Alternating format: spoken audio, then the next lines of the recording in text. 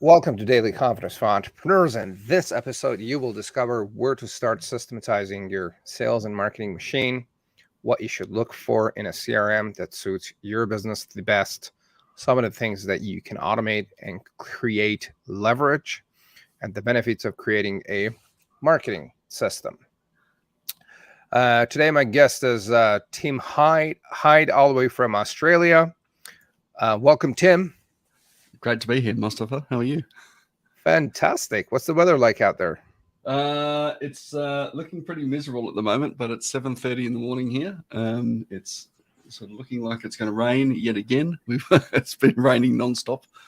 Fantastic. Well, we got like a good 30 or 40 centimeters dump of snow here.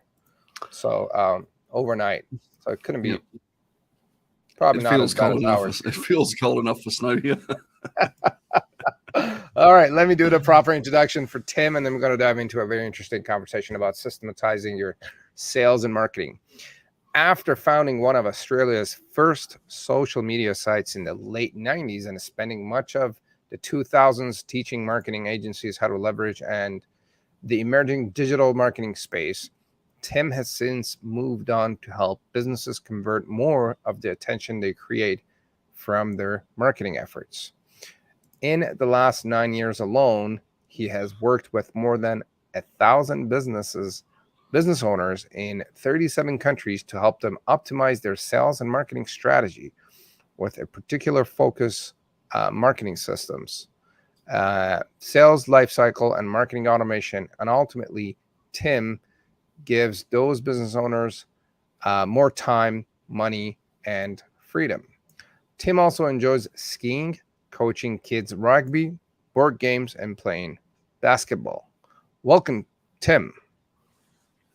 Mustafa, thank you so much for the opportunity to chat with you and all of our viewers and listeners today. It's going to be awesome.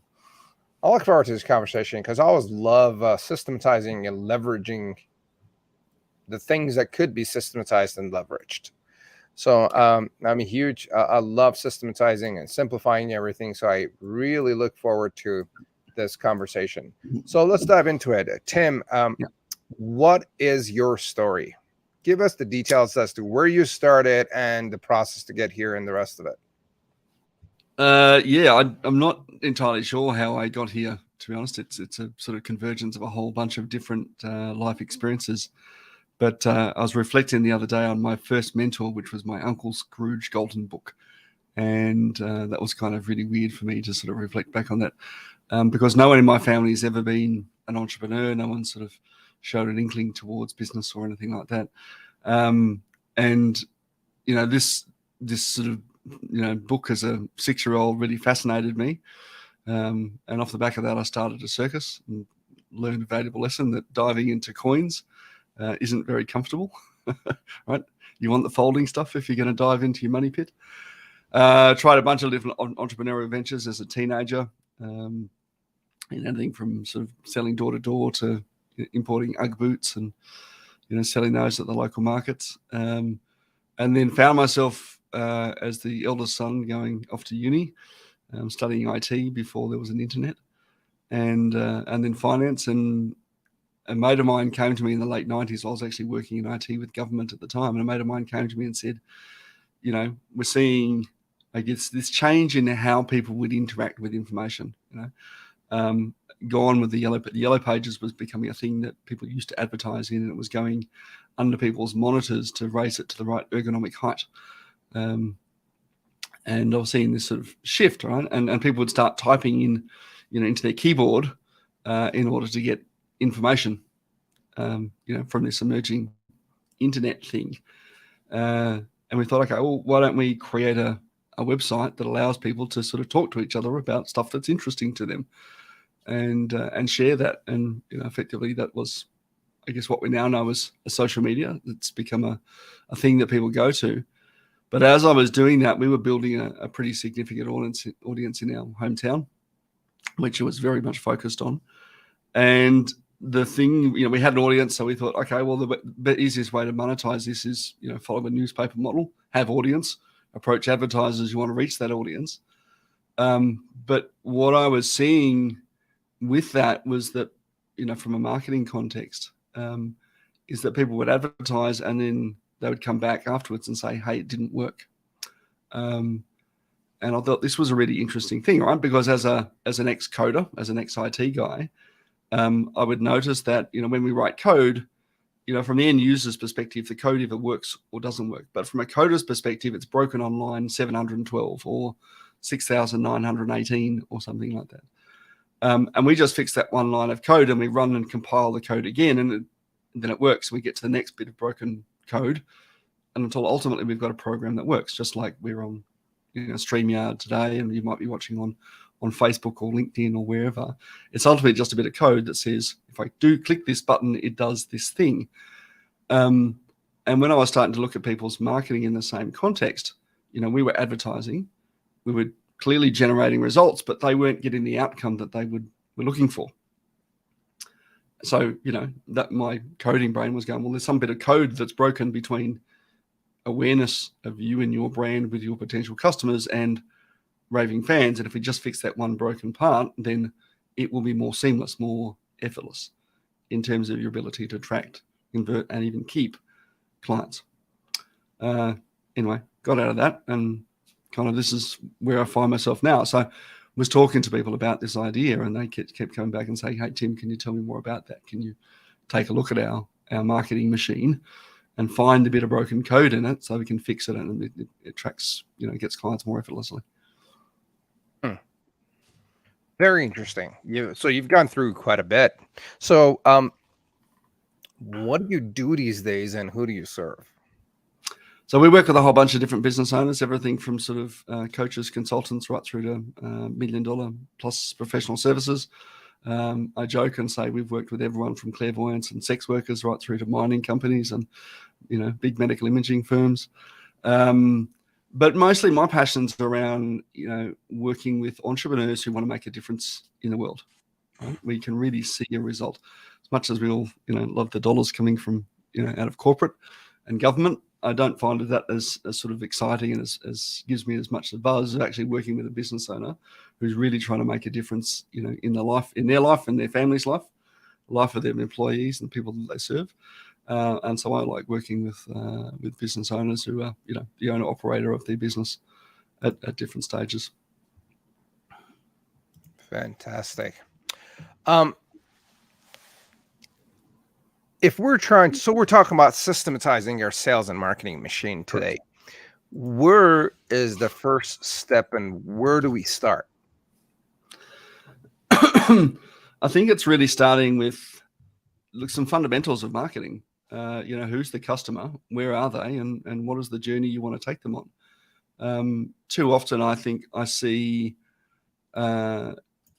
we do this thing, and probably because we've grown up with it, right? If we grew up with any sort of commercial TV, every 15 minutes, your show gets interrupted and someone yells at you to stay on the couch and buy their thing. And it's gone straight from, this history of going straight from, you've never heard of me before, but here I am now, buy my stuff. Right? And I liken it to going on imagine going on a sort of first date, or if you were single, going out to a club, going up to someone of the appropriate gender that you're interested in, and saying, hey, Mustafa, how about it? We should have 10 kids together. I mean, you've got to ask a lot of people for that before someone says yes. And old school advertising was very much like that. If you yelled at enough people about the thing that you sold, buy a new couch today, here's a new bed, buy a new refrigerator or a new car, somebody would say, yes, I need to do that. But it's very inefficient to do that. Right? It's very inefficient to keep going up to people and say, hey, we should have 10 kids, right? In the hope that you might find somebody who says yes. A far more effective use of your marketing resources, your marketing and sales resources, is to build a longer relationship with somebody. In the same way that ultimately relationships are the currency of business, and when we build relationships with a significant other person, we don't go, let's have 10 kids. We actually go through these stages of relationship growth that we should be doing in our business as well. Because when we do that, we're more likely to get the client when they're ready.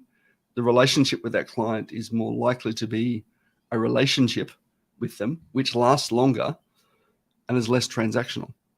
So not only is it, okay, yes, we need to be more patient, but the lifetime value of that relationship is then worth more. We have less issues with that client because they know who we are and what we are. They like us, which is one of the the underestimated things in marketing. Ultimately, we as consumers don't necessarily buy the best thing in the world, right? We buy from something or somebody that we like. Mm-hmm. So you talk about the customer journey map and being with them and building relationships. Now, let's say that I meet a prospect, say on LinkedIn. Yep. Maybe I reach out or they reach out and they are a prospect. How do we go about starting, building, and maintaining relationships? What's your approach to that? Well, this is where systems come in really handy. And I know a lot of people will talk about using automation to build that relationship. Automation's appropriate in the right context. So the initial connection request, fine, automate that because we want to send out a bunch of connection requests. But in the same way that you would build a relationship with someone important to you, a friend, a family member, or whatever, remember where the conversation's up to. Don't just, again, start with, here's my thing, buy it, right? Now, we've all had those messages on LinkedIn. I mean, I'm looking at my inbox right now and I can see that the top 5 messages are all, hey, hi, Tim, here's my price list, come and buy from me, right? I'm not going to do it, right? Unless I have a need at that very moment. Let's forget that I might have a need for that thing in 3 weeks' time, right? At that stage, I've forgotten who you are. So if we can use, even just an Excel spreadsheet, if you wanted to, or a Google sheet, something as simple as that. If you wanted to use a whiteboard and Post-it notes, you could use that too. But record the people you're talking to and go back and build the relationship with them. And what does that look like? I guess that is the key thing, right? What do you want them to feel when they engage with you? What is the thing that you want them to do next? And don't try and jump too far ahead. So if we have a value-driven relationship where we add value to the conversation, we're more likely to get the thing that we want. In the same way that if we were going to go to a bank, you've got to put deposits into a bank before you can take money out. Love it. I mean, there are other ways to do it, obviously, but that comes with complications, right? But, even in a bank or a relationship, you need to put deposits into the relationship before you can take things out of the relationship. And so if we reframe the conversations we have with the connections we make in that context, what we'll find is we're able to take out a lot more because we're putting more in. Love it. I love the idea of adding value. And I know some people are puzzled about adding value, right? What do you guys do, or how do you, or maybe some of your customers, add value to prospects and people that have no clue who they are before they say, hey, let's have 10 kids together? Yeah, look, you could do stuff like, and the whole thing about social media is that there's very few people engaging, right? It's difficult to engage with lots of people, right? And so if you're doing that a little bit more than everybody else, right? So if you pick anybody in your network right now, you probably find that they don't have many comments on their content, right? So if you're the person who keeps showing up and adding value, not just great post, Mustafa, right? You write something a little bit more involved that says, hey, Mustafa, I really appreciate you sharing that. My big takeaway from today's, Daily Confidence Entrepreneur show was that, you look very handsome. Whatever it happens to be. Okay. And you do that over time, right? You will keep popping up in that person's world and they're going, you know what? Tim keeps showing up. Tim keeps adding value to me. Tim keeps, when he sees something that's interesting, he shares my posts and puts me on a pedestal, right? He gives me more exposure. And if you can do that with the prospects in your pipeline, they'll suddenly start going, I know that guy. He's showed up before. Okay. I recognize that name. And the first thing we want to do is, again, it's not just, we need to make people aware of who we are, right? By keeping showing up. Okay. Now, if you're commenting on their things and they start replying to you, guess what the algorithm does? The algorithm puts more of your content in front of that person because you're now engaging with them. And they're now engaging with you. Right? Now, they won't tell you this in the algorithms, but this is what happens. If you are liking, sharing, commenting, and they're doing the same on your stuff, and you're having conversations in, the social chat, right? Your content will appear more in their feed, and they'll start going, I keep seeing Tim show up, or I keep seeing Mostafa show up, or I keep seeing Jane show up. That then allows us to take us to the next step, because then we can have a conversation about, hey, I'd love to know more about what it is that you do. Right? How can I help you? What else can I do? Is there someone in my network that I can introduce you to? And just doing these little extra steps in there suddenly goes, well, actually, I like you now. And that allows us to have a conversation now about, well, this is what we do that might be of assistance for you. So are you guys finding that, say, engaging with a prospect on LinkedIn or different social platforms at the end of the day gives us more conversions and, say, more business and cash in our account? It does, absolutely. And here's the thing, right? If we keep throwing stuff out, and it goes, that's just this patience. We generally speaking, we're very impatient people. Okay, I need a sale today. We're all about the instant gratification. But if we change the paradigm, if we picked, let's go 100. Right? A lot of us have heard of the, Chet Holmes Dream 100 client sort of thing.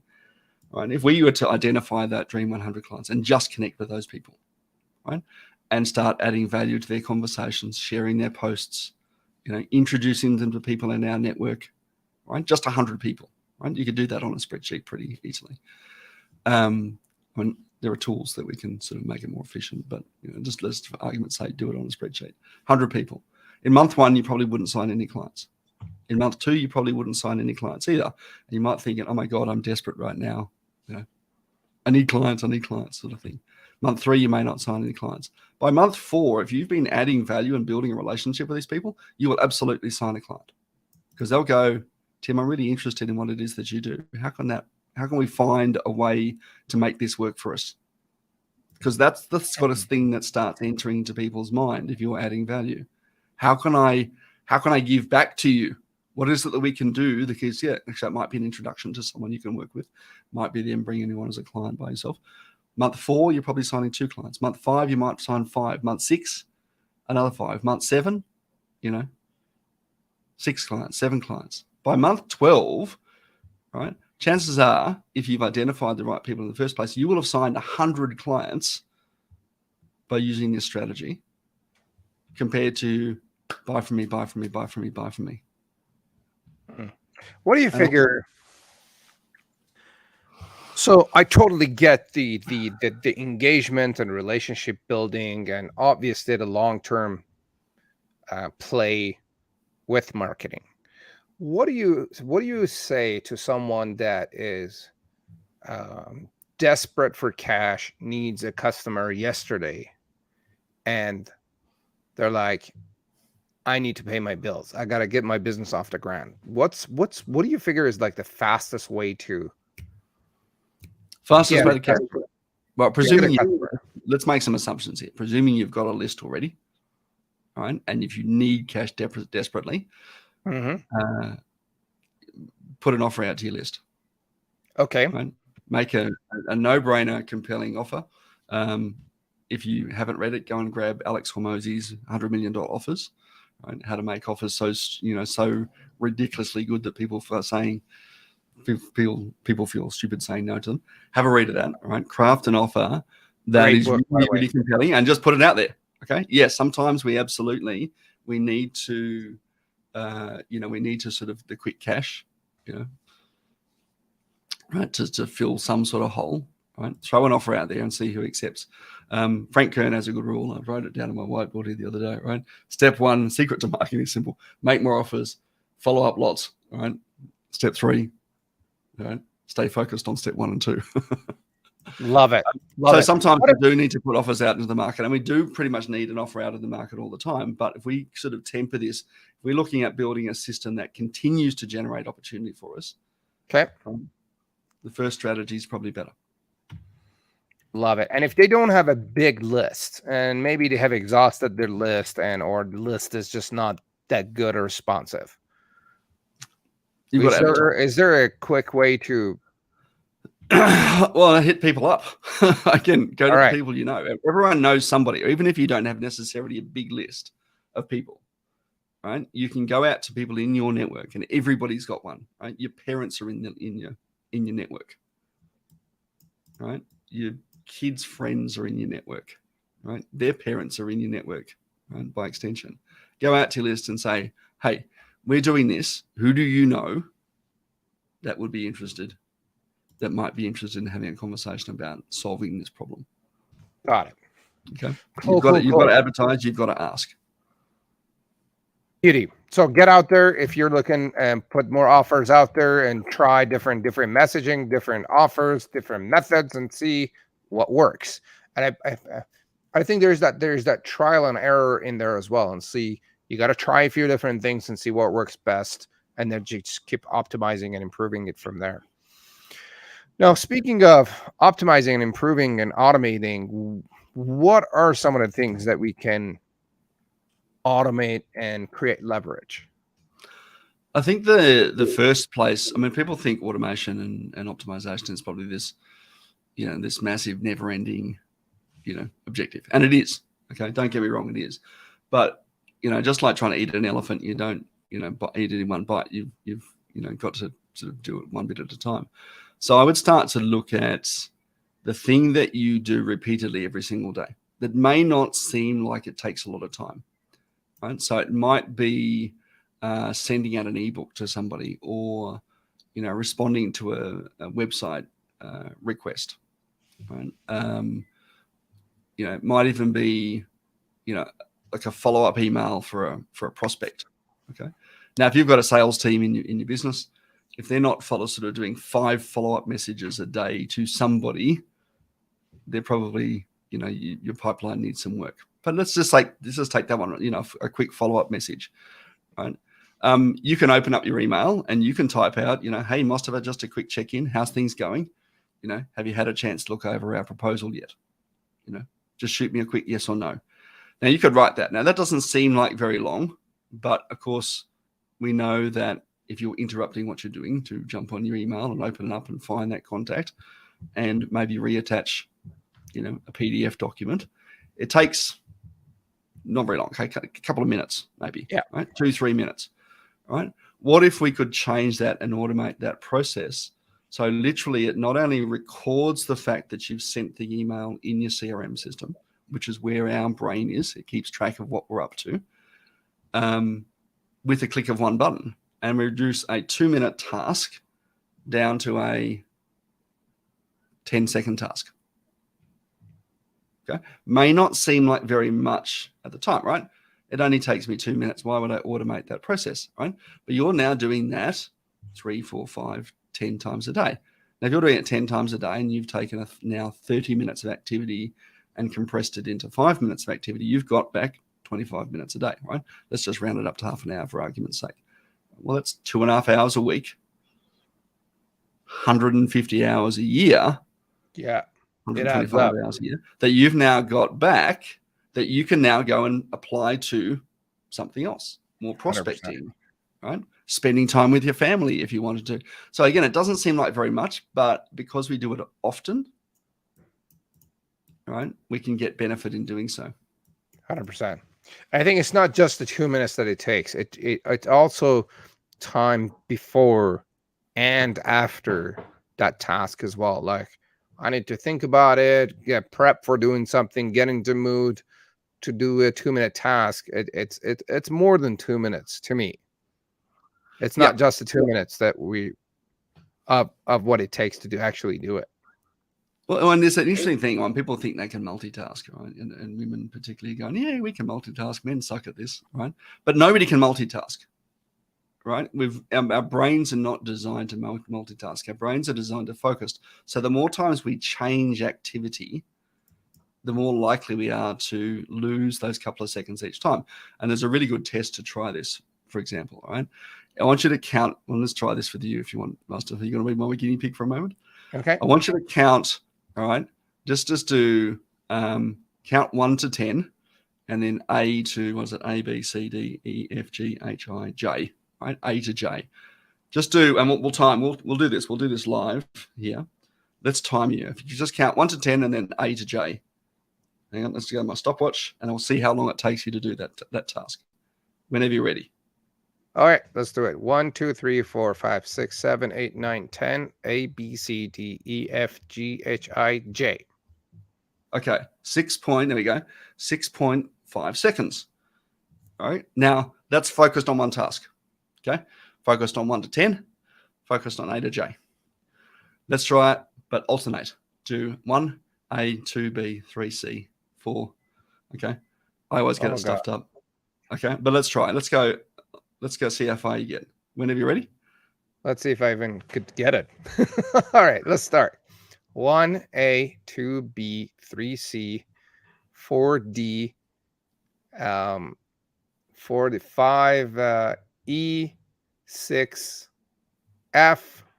Yeah, no, it's going to take a long time. So we don't even have to go any further, right? You're not even at J yet, and it's already taken, just to get 2/3 of the way through that task, it's now taking you, right, 14 or 15 seconds, right? So, really simple exercise that people, I think, should do and look at, when you do your task allocation in your day, don't keep jumping back and forth between things. And that's why, productivity experts will often say, if you're working on a task, close your email down, get rid of all the notifications on your phone and your devices, because what you'll find is that you're actually far more effective at doing. I just got chills, man. Okay, so it's a bit scary. It's a bit scary to do that. So it's a little fun exercise that I like to do with people. And when we can sort of focus on a single task, right? So if you're doing your sales follow-up, do your sales follow-up, right? Smash it out in an hour. Again, systemize that down to go bang, bang, bang, bang, bang, bang, bang, bang, right? And we save that time rather than jumping back and forth between different things, right? And that's what automation and systemization is really about. It's about creating more efficiency and effectiveness in the activities that you do. Absolutely. And if you ever have a problem with sales follow-up, you can always call us and we will just and you guys will do it for them. delegate it to us and our team will take care of it for you. If you're in Canada and US. What are some of these? We'll find somebody for you if you're not in Australia. Absolutely. And I guess you guys would do the technology follow-up aspect of things. Yeah, but the thing about the technology aspect is it's not necessarily, send a social media message or, or a text message or an email or whatever it happens to be. We can also automate and systemize the manual tasks involved. So if I know that my process says send email, send text message, escalate to phone call, right? Email is super cheap. Text messaging is a little bit more expensive. Having someone pick up the phone and call is more expensive again. We're looking at an efficiency of our process. If someone who doesn't respond to the email, I'm going to send a text. Someone who doesn't respond to the text, I'm going to actually raise a task, right, for someone to pick up the phone and call. 100%. Okay. And that's what we want to look at. I was going to say that we could combine it. Like, to me, it's a combined effort with like manual things and some automation. Right, the business couldn't. Correct me if I'm wrong, but the business could not be 100% automated. Some things need to be done manually at the end of the day. Yeah, I know some people would love to live in this fairy tale that everything is going to be 100% automated, but at the end of the day, we need to run the business and do some things. Well, even in a factory conveyor belt, right? Let's go pre-industrial revolution where someone, picked up the tools and did all the craftsmanship and then hawked their wares in the market, and we introduced, factories, and then at start it was just people lined up doing one thing and then passing the bit of work onto the next process, and then we had a conveyor belt that did it, and then you replaced the people on it with robot arms that does stuff. Ultimately, there's still a person who presses the green button that says go and the red button that says stop on this machine. We've just become more efficient at doing that, and what we want to do is, look, the Industrial Revolution took us several hundred years to get to the point where we are today with robotics and automation and systemization of production lines. Your business is ultimately a production line as well. Your business's job is to produce customers. Okay. As a byproduct, they get something from you. But your business's job is to produce profit for you. And the more efficient and effective it is at our conveyor belt of, that we do that, the more likely the business serves the purpose that it is there for. Absolutely. I love that. Like, your business job is to create profits for you. And a lot of, in my experience, most business owners don't even think about that. Like, you need to come up with profits, not just get busy and do things all day long. Yeah, absolutely. That's first and foremost. The business's job is to produce profits for you. And if it's not doing that, not a business. Yeah, you're not in business. And yes, hopefully in the process of producing profits for you, the byproduct of the business, I don't want to say the waste product, but the byproduct of producing profits for you is that it gives customers really good outcomes as well, in a way that they multiply themselves. So it produces more profits for you. And the more we can work on our business in producing profits, the more likely we are to be able to do the things we want to do when we went into business in the first place. Absolutely. Tim, what are some of the biggest mistakes that people make around systematizing and automating their business? First thing, as you sort of alluded to a couple of minutes ago, is this idea that we need to automate everything. Right? And we don't want to automate everything. We want to automate as appropriate. Right? Let's take your movie tickets, for example. When you go online and you buy your tickets to the latest blockbuster movie, right? That is a good opportunity for automation because it adds to the customer experience. It happens a lot, right? And it's time dependent, right? You can imagine buying tickets for an 8:30 movie at 6 o'clock at night, and of course no one's in the office then, and you have to wait till the next morning to get your tickets delivered, right? It wouldn't work very well. So we want to think about those three things, right? Is it time dependent, right? Does it happen often, right? And does it add or subtract from the customer experience? And that's why phone calls in many cases are really add value, right? I don't want to automate the phone call. What I want to do is automate the task for someone to do the phone call. Okay. What were those three things again? Is it time dependent? Okay. Is it time dependent? Uh-huh. Right? Does it need to happen right away? Okay. Okay. Movie tickets are a good one. Okay. Okay. Does it happen often? Mm-hmm. Right? Reminders, tasks. Okay. I mean, everyone's said at some point, it's been a while for me since I had a sort of reminder to go and get a haircut. But, when you book a haircut and someone says, hey, your appointment's on today. Things like, your meeting reminders for, your Zoom or your Google meetings that pop up and say, hey, don't forget you've got a call with me tomorrow. Do this thing. Happens often, right? Mm-hmm. And does it add or subtract from the customer experience? Now, if it subtracts from the customer experience, do not do it. Meaning, if it makes a bad customer experience. If it makes a bad customer experience, do not do it. Okay, I don't care whether only do it if it makes a good customer experience. If it makes a good customer experience, or it's neutral. Okay, good or neutral. Okay, good or neutral. Okay, delivery of an ebook. Right, someone requested a thing, and you can deliver it straight away. Okay, that creates a good customer experience. Absolutely. All right. One I like to do a lot, which is a really quick win for clients as well, is the contact form on your website. Yeah. Okay. Often people jump on your website and they go, and they press submit, and it goes, thanks for your inquiry. All right. And it disappears into someone's inbox who may be on holidays for a week. All right. And the customer, this prospect at the other end is sitting there going, is anyone ever going to get back to me? Right. We can build an automation in that says, all right, thanks for getting in touch. Right. We normally get back to people within 2 business days. Just to set some expectations. Again, it's starting to create a good customer experience.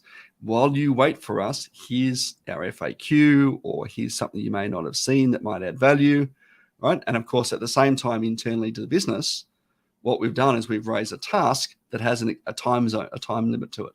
And if it's not solved within that time limit, maybe it escalates to somebody. Maybe it goes back to the customer and says, hey, look, we're super busy right now, and your call is important to us. We're on it. Okay, but starts to manage and set those expectations. Okay, that adds to the customer experience. It happens pretty often, hopefully, if your contact form is working pretty well, right? And it's time dependent. 100%. So my guess would be is that what people that are watching or listening, they need to do is create a list of the things that are time dependent and they happen often. And those probably would be the things that we need to automate, or maybe create a list of things that probably frustrates you and you don't want to do, and maybe you could automate or maybe delegate, which is a different story. Yeah, but I think too often I've got a diagram I do with people, and I call it my sort of my genius pyramid, right? At the top of the pyramid is the stuff, the genius zone, right? That stuff that grows the business. You love it. You can do it all day long, right? It doesn't seem like work for you, right? And you can do it. You know what you're doing, right? Below that, expert zone, competent zone, and incompetent zone, right? Now, if you sort of picture a, pyramid of Giza kind of thing, you'll notice the incompetent zones at the bottom, right? And often people get stuck in this zone thinking, oh my God, I'll save some money by doing it myself. And that's not where we want to live. We want to live in our genius zone, stuff that we love doing, can do all day long, do it well, doesn't seem like work, drives the business forward. What we really want to be doing is flipping that pyramid upside down. And all the tasks that we're good at but don't really make any difference, or we're not good at all, we want to delegate those, eliminate them from our business altogether if we can, and automate what we need to. Fantastic. Love it, love it, love it. So let's talk about CRMs, which is what you guys are really good at, and what you guys, is that mainly what you guys focus on, the CRM piece? The CRM piece is just a part of the puzzle, right? So, I mean, we use a bunch of different tools for clients, but the CRM is the core of what it is. Core of it. And CRM sort of technically stands for customer relationship management, but I want to challenge people to make it think of contact relationship management. Right? Contact relationship management. Yeah, think of all of the contacts that you have, and it's a tool that allows us to manage those relationships and understand where they're up to and what it is that they're doing. We want to look at it sort of in that context, I think, a lot, right? The CRM is, allows us to record information, and our brains are not very good at recording a lot of information. I mean, it does record a lot, but it's not very easy to get information back. And there's this rule called Dunbar's number that says we can only maintain 5 intimate relationships. I know 5 people really, really well. I know what favorite color, their favorite flower, right? When their birthday is, what they drink in their coffee, right? All those sorts of things, right? What they did last week, what's important to them, what's not important to them, all that sort of stuff. We can maintain 15 close relationships. Okay, 5 intimate, 15 close ones. After that, it starts to become a bit tenuous, right? 50, 100, and so on. 150, okay? And after 150, we start to break the relationships altogether. You might be able to recognize people, but you don't know anything about them. Don't know their name, couldn't recall it, that sort of stuff. Some people are slightly better at this than others. A CRM allows us to record information about more people. Mm-hmm. So I know, for example, if we look in our CRM, right, that you run a team of people who, help people in the US and Canada, right, do outreach to their network, right, to their database. Okay, 100%. We know that. Okay, because we recorded that information. Now, if I have to try and go into my brain to remember that, I'm like, oh, crap, I can't remember those things. But our CRM allows us to record it because computer systems and technology is very good at doing that sort of stuff. And so, what should we look for in a CRM that would suit, say, my business? What should I be looking for? We should looking at what is our growth. We're not just where I am now, but where I want to be in 5 years' time. What sort of technologies do I need? Right? Am I planning on doing a membership platform? Am I planning on running courses? The fundamentals of CRM are all the same. It's going to record name, email, phone number, and a bunch of other information. Right? How many people do I need to have access to my CRM? How big is my list going to be? What automations do I need? Do I need a calendar? Do I need a sales pipeline in my CRM? Right? There's a bunch of stuff like that, and I think it's a bit, there's some core stuff that you probably need, right? And then we need to look at what do we need to automate as well as that. Do I need to take sales through my CRM, right? Or am I using another system? Do I need to integrate it? How technical am I, right? I think one of the big mistakes is people, as they go onto Facebook or LinkedIn, they just go, I need a new CRM, which one should I get? And everyone goes, well, I use this one, it's amazing. And it's probably the worst question to ask, because you don't know what capability that person has in their business, where they're going, why they made that decision. And it may be completely different from what you need. 100%. Yeah, depending on the business. Depending on the business. It would probably vary. What is your favorite go-to CRM that you guys focus on? We use a lot. So I use Keep in my business. But we've worked with HubSpot, with ActiveCampaign, with High Level, with Agile, with Salesforce. There's tons of them out there. MailChimp is not a CRM. Let's make a quick distinction there. MailChimp is not a CRM. MailChimp is an EDM system, right? It delivers mail. It doesn't record information about your customers. Constant Contact, another one, again, mail system, not a CRM. We want to look at what is it we need to be able to do with our CRM and with the automation capability that comes along with it. Again, this thing will become the brain of your business, and it's incredibly, incredibly valuable if you get it right. Just like a car, oddly enough, right? If you buy a car, it lets you go on holidays with you and your family, and faster than you would otherwise be able to get to your destination. But you need the right car, and you need to learn how to drive it properly. Absolutely. Would you happen to have a list of the top 5 or 10 things that you guys usually automate? Sales pipeline, first and foremost. Okay. That's an absolutely massive one. If you cannot keep track of your sales opportunities, you will not grow your business. Contact forms and sort of text to chat widgets on websites, we automate that one. Initial outreach to connections, we often do that one automated. I won't automate the follow-up and the conversation, but I will automate the initial outreach to people. And connection requests. Passing data between systems is another one. Right? If you've got to pass data, say from your CRM when someone says, yes, I want to buy, to your QuickBooks or MyOrb or Xero, your accounting platform. Bring them over and use it. Is that like do you guys use like Zapier for that? Yeah, we might use Zapier for that. Some systems have a native integration between systems. So passing data quite a lot is a useful one. Even, someone logs into someone books a meeting through your calendar appointment system, right? If it's Calendly or Schedule Once or whatever, you want to grab that data and you want to push it into your CRM system. So, 100%. Passing data, you could do it manually, but chances are you're not going to. Absolutely. Chances are you will probably do it for a week or two and then drop it. That's right. And so, having a record of everybody you've ever had a meeting with is valuable. 100%. Now, Tim, we're talking about a lot of tech stuff, and to some people, I know for a fact that tech is like very frustrating, and they get anxiety just hearing the word tech.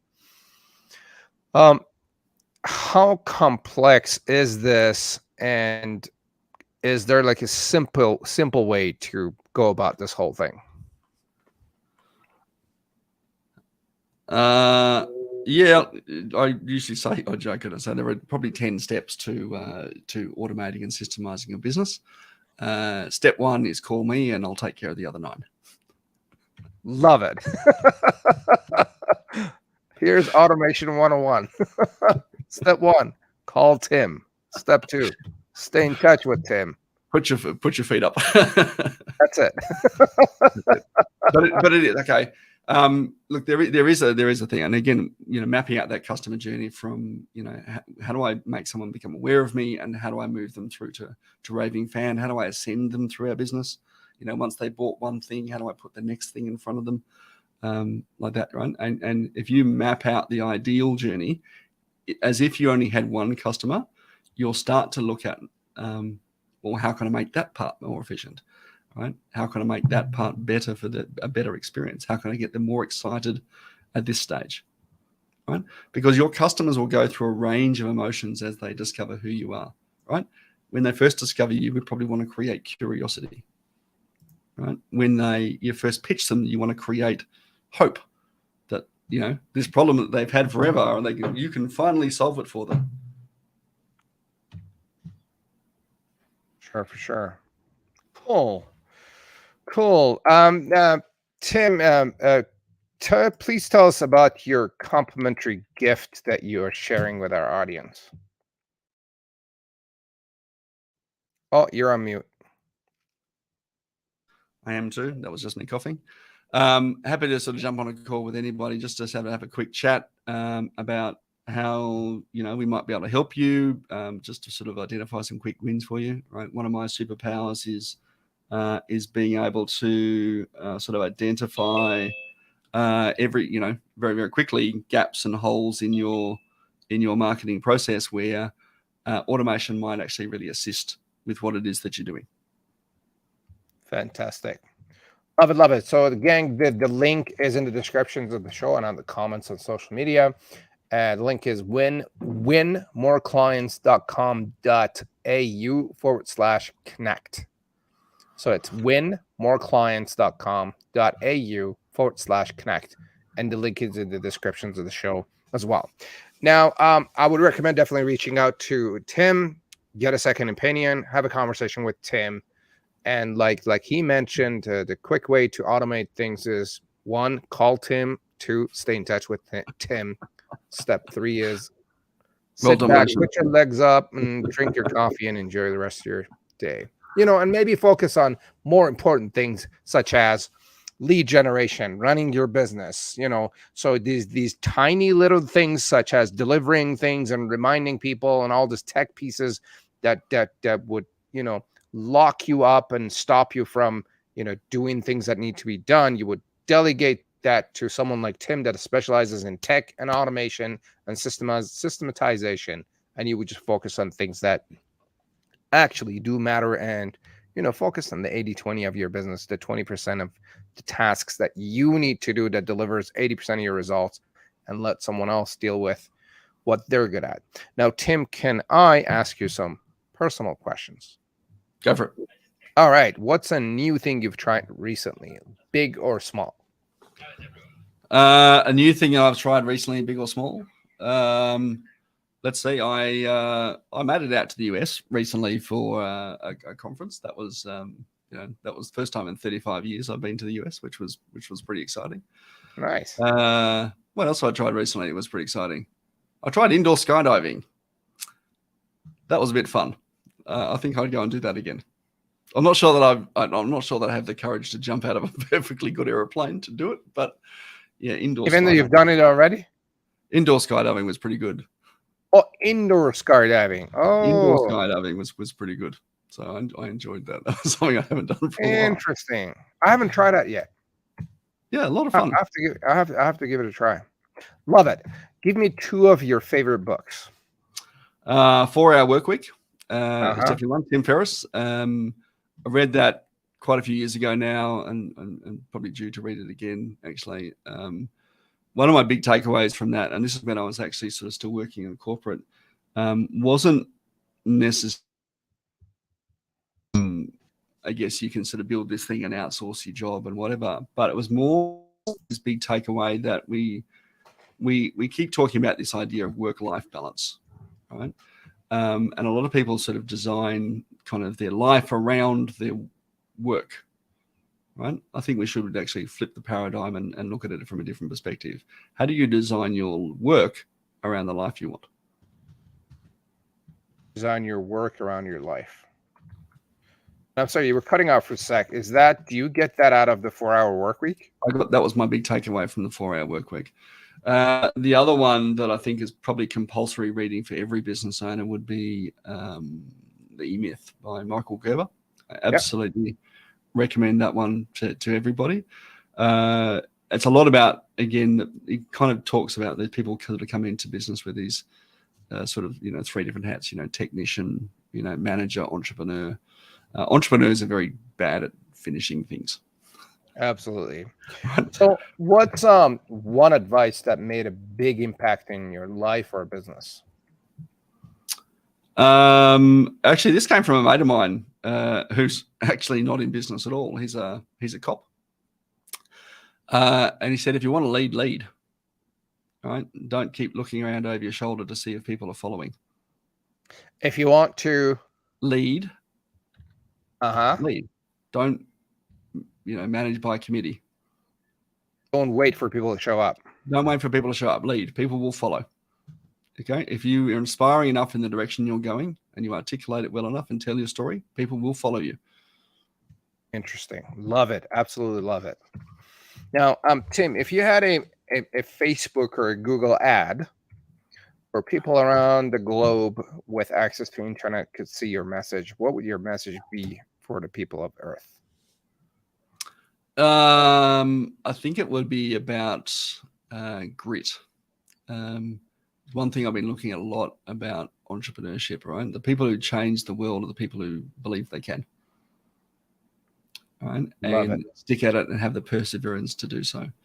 And if you're comfortable being in the sort of unwashed masses of mediocrity, that's okay too, right? No, totally right? If you want to get up one day and think, you know what, bugger it, I don't feel like doing it today, I'll throw my hands in the air. I think every entrepreneur in the world has felt like blowing things up entirely. I was having one of those weeks last week. I thought, it's going right, throw it all away and start again. But it's that grit and determination to do things over a longer period of time and show up more than the other guy that makes us stand out and be the change leaders in our worlds. Do you have like a resource for that grit that you were looking at? Unfortunately. I should create one. A friend of mine, Heather Pierce Campbell, runs a podcast called Guts, Grit and Glory. Yes, something like that. But if you search her name, she runs a podcast on grit, and she definitely does have grit for sure. And so, if you were looking for some grit advice and stuff like that, her podcast would probably be a good one. Guts, Grit, and Great Business. Yes, from Heather Pierce. Absolutely. Heather's wonderful. Absolutely. Well, Tim, this has been a great conversation. Thank you for sharing all the knowledge and wisdom. Is there anything that you would like to talk about or share that we didn't get a chance to touch on? Look, probably only that. Automating and systemizing your sales and marketing machine seems scary, right? It seems overwhelming. It seems like there's a lot of things to do. But if we start just by doing the basics, so just by start doing a couple of little things, what you'll find is that it now starts to free you up to do more, right? It's one of the big fears of entrepreneurs, I think, particularly when we're sort of starting out, is I don't know when my next customer is coming from.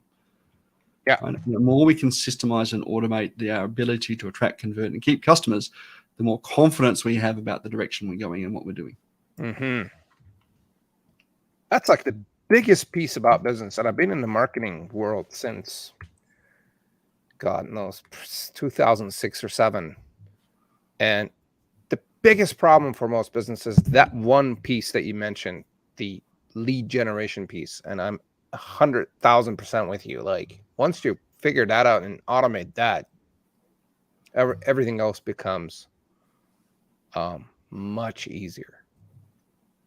Much easier. Tim, thank you very much. Gang, thank you for joining us. If you've been watching or listening, if you have any questions for Tim and I, put it in a comment on social media and we'll get back to you. To get a hold of Tim and get a complimentary call with him to talk about automation of your sales and marketing and systematizing the whole thing, go to winmoreclients.com.au/connect and get a hold of Tim and have a conversation. Thank you for joining us. You've been listening to Daily Confidence for Entrepreneurs, and we will see you next week. Bye now.